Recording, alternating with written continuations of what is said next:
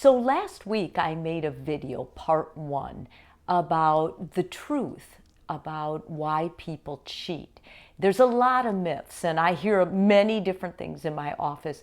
So I decided to make a list for you all so you would understand the truth. And I think we ended with number 7, and that was the myth that highly educated people are more likely to have affairs. And that is false.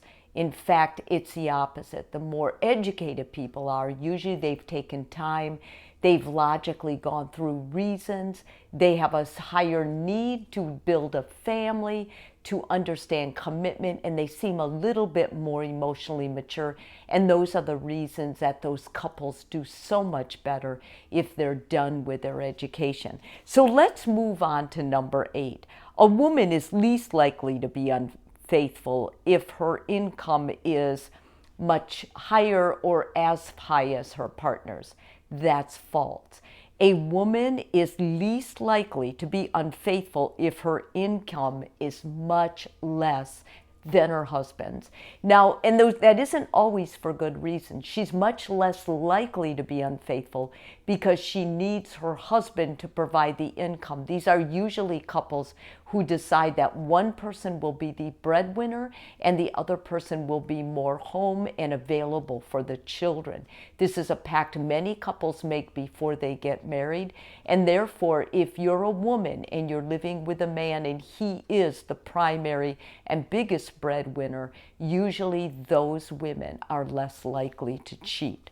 Number 9, a man is more likely to cheat if his wife is the main breadwinner. Is that a myth? No, that's absolutely true. Men whose wives are the breadwinner of the family have a much higher time feeling valued, feeling secure in their masculinity. And one way they may go out to try and make them feel better about themselves, more desired, more needed, is to unfortunately get involved with another person. So that's something to talk about before you get married or before you make that decision as a couple that the wife will be the primary breadwinner. Always talk about things, because the more you talk about it up front, the less likely you'll feel the need to act it out. Number 10, a man is more likely to cheat if he is the main breadwinner. This is true. When men make the most money, they tell themselves all kinds of things. They're the main provider. They're the most important person. Remember that money can be a symbol of power. And so, for some people, especially men, when they feel powerful and when they go home, if they're just treated like they should be, a partner, and they start feeling like, wow, I get treated so much better at work than I do at home, they start feeling entitled. And when their partner isn't as receptive or isn't as giving to their entitled feelings, they oftentimes will go out and try and find someone else who adores them like they think they deserve. This is something important, again, that I mentioned earlier, that I want you to talk about with your partner. When one person is a primary breadwinner, is our marriage stable enough to make this? Are we going to talk about it? Does that mean, what does money mean to you? These discussions can really be helpful. If someone sees their money as an extension of their own power, that's a problem in marriage, and you should talk about it before you ever get into the situation of cheating. Number 11, it could be a sign that your partner is cheating or thinking about it if they criticize their spouse more, are more concerned with their appearance, or start bringing unsolicited gifts. Which of those do you think is true? The truth is, all of them are true, and these are the top primary things you'll see when someone is cheating. They start giving more attention to how they look. You may see them going to the gym. You may be seeing them get new clothes. They may be looking in the mirror more, primping more focused on their diet. They may bring home unsolicited gifts for no reason. This is to make themselves feel less guilty. Many times people who are cheating on their partner do feel guilty. and they feel terrible about it, but they continue to cheat. Or if they're criticizing more, they do this because in order for them not to feel so bad about what they're doing, they'll oftentimes try to rationalize that it's okay. And one way they rationalize it is to bring up everything bad about their partner.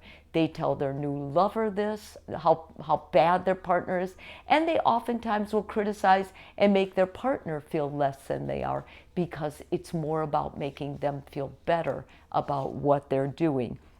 Number 12, where can you go to jail for cheating? Now, many of you are thinking, is that even correct? Like, I don't know. I don't think you can go to jail for it.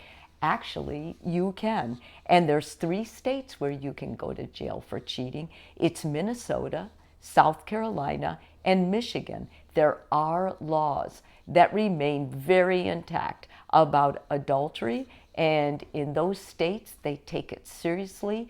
If people are listening to this and they're from those states, I would encourage you to get proof. And many times when you see someone following their ex or following their partner who's actively cheating, that's what they're doing. They're getting evidence to get the courts to work on their behalf. 13, genetic testing could help determine how likely your partner will cheat. Is that true or false? Actually, that's true. We do know that cheating is in the DNA. However, we also know that it's an environmental thing. If you grew up with a parent who had cheating in their marriage, there's a much greater chance that you will cheat also.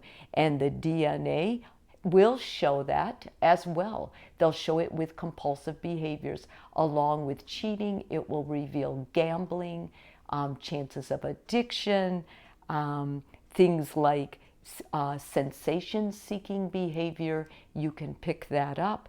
And the genes show sexual promiscuity and infidelity to be more likely. So that if you're really super cautious and you're really scared, which I don't know many couples that are, you could do DNA testing and just rule it out from the beginning. 14, what's the best way to heal a relationship after infidelity, according to experts? This is something couples ask me all the time. Should the cheater see a therapist? Should the partner who got cheated on see the therapist? Or should you do couples? This is the truth.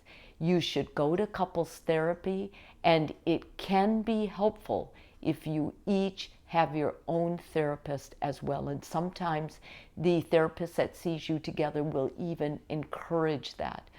Sometimes the therapist that sees you together will want to only see you together, but have you each make sessions individually with them. Make sure when you go the first time that you go together and that you're candid and very honest with what happened. Because the worst thing that a therapist wants to be surprised about is that this comes out in the second or third session that one of you have just gotten out of an affair or are actively in an affair. They should know up front, because right away we follow a different plan when we're working with infidelity in a couple. And lastly, who should set the timetable for relationships recover after infidelity?